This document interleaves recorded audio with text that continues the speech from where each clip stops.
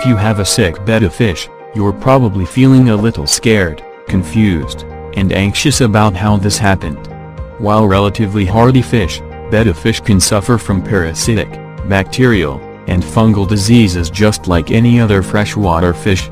Quick identification and treatment will minimize potential damage and get your colorful friends swimming happily again. The best way to keep your betta fish from getting sick is to keep them happy and healthy by following proper betta fish care. It's always better to be proactive than reactive. Just like you wouldn't want to be freezing or living in a dirty and cramped home, your betta fish doesn't either. That would eventually get you sick too. Sick betta fish behavior are lethargic, inactive, lazy, lacks aggression, hiding, refusal to eat for extended periods of time, for example days, faded colors, mainly in male bettas, labored breathing, damaged fins, clamped fins. This certain behaviors are linked to a stressed or sick betta fish and not necessarily a full-blown disease yet. Identifying these behaviors is the easiest way to tell if your betta fish is sick. Noticing these behaviors and correcting the problems early is very important. Failure to do so could exacerbate the problem and lead to more severe complications. Betta fish diseases. Here are the most prevalent betta diseases. Columnaries, cotton wool or mouth fungus. Both beneficial and harmful. Columnaries, bacteria is present in your betta's water. Under stressful habitat conditions, for example overcrowded and unmaintained water, bacteria may enter through lacerations, the mouth or gills. Visible, sometimes stringy cottony patches on the mouth, gills, or fins along the body will be present in columnaries. Accelerated symptoms may also include visible lesions and gill damage. Symptoms: cottony white growths along the body and or gills. Cause: stress, poor water quality. Treatment: clean water and or antifungal medication. Dropsy. Pine coning dropsy can be caused by numerous issues including viral disease, parasites, poor nutrition, and bacteria. It's also common amongst keepers who feed their bettas live food. Dropsy is actually not a disease, but rather the symptom of what's going on inside the betta fish's body from other ailments. These ailments include fluid buildup and the swelling of failing organs, liver and kidney. Dropsy is severe and visible from above. You'll notice extreme swelling in the abdominal area and outward flaring scales that resemble a pine cone. The bacteria that triggered internal issues is contagious and can harm other community tank members. Another symptom of dropsy is the tendency for betta fish to stay close to the surface to easily get oxygen. Their appetite will also be virtually non-existent. Symptoms: extreme body swelling and pine coning of scales. Cause: virus, bacterial infection, or parasites. Treatment: kanamycin sulfate, or myrcin 2. Hole in head usually caused by improper nutrition or habitat cleanliness. Early signs of hole in the head disease include small sores, dents, or pinholes on the surface of the betta's head and above its eyes. Over time these holes become increasingly larger lesions. These cavities are easily visible and tend to travel along the lateral line of the betta. If diagnosed early, it can be cured like most betta fish diseases, but in later stages, it becomes increasingly deadly. Symptoms: visible holes above the eyes. Cause: poor nutrition and water quality. Treatment: clean water and proper betta fish food. Itch. Another one of the most common betta fish diseases is itch, and it's caused by parasites. Ick is characterized by small white dots that are similar in size to a granule of sugar. These spots are visible to the naked eye and appear along the body and fins of a betta fish.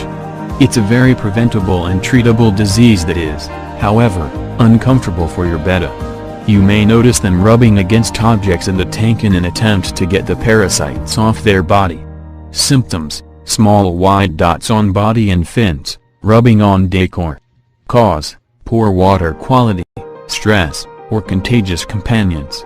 Treatment: clean water and Ridich Plus, or Mardel Copper Safe.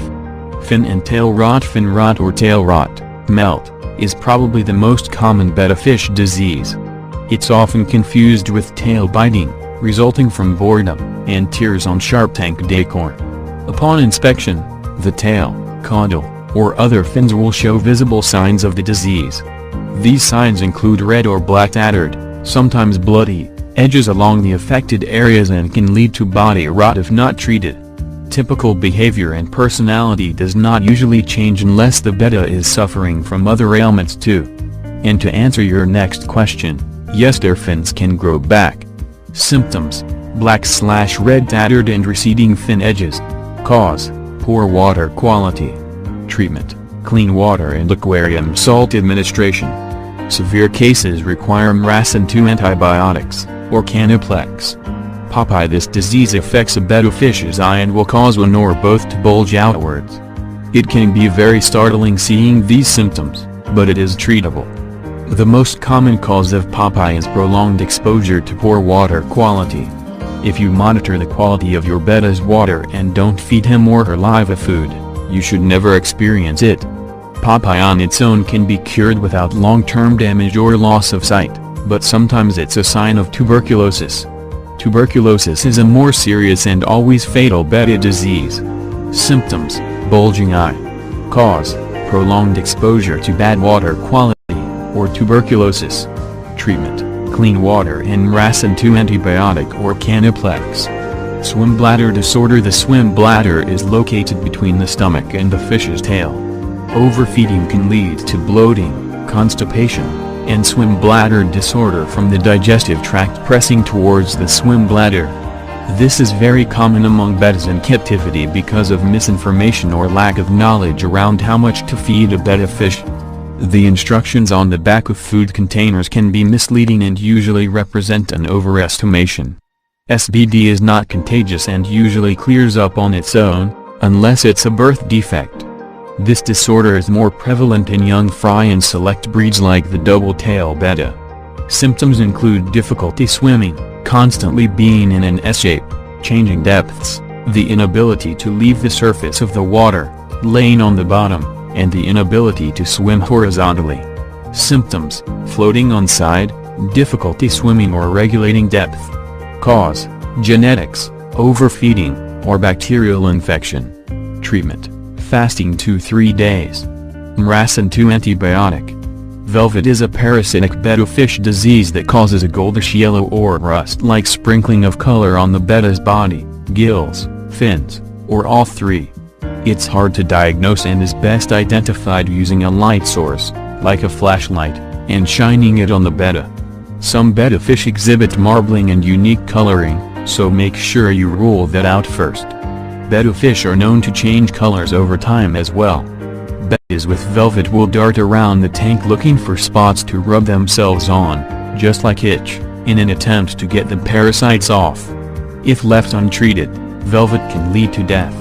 Velvet is highly contagious to other community fish too, especially in sororities. Treat community tanks even if the other fish appear to be healthy and without signs of the disease. Better safe than sorry. Velvet is caused by ongoing stressors, poor water conditions, and prolonged exposure to colder than tropical water temperatures. Symptoms: goldish yellow rust-like dusting. Cause: rubbing on decor. Stress, cold and poor water quality. Treatment: clean water, 76-81 degrees Fahrenheit. Martel Copper Safe. After diagnosis, you'll need to follow the treatment options right away and always strictly adhere to medication directions.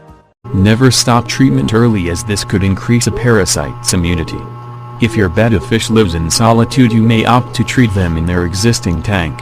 If they live in a community tank, have carbon filters, or sensitive plants, you should quarantine them for disease treatment in a separate hospital tank. Some Betta diseases can be treated easily, while others may have gloomier prognoses. Check your Betta daily for anything abnormal.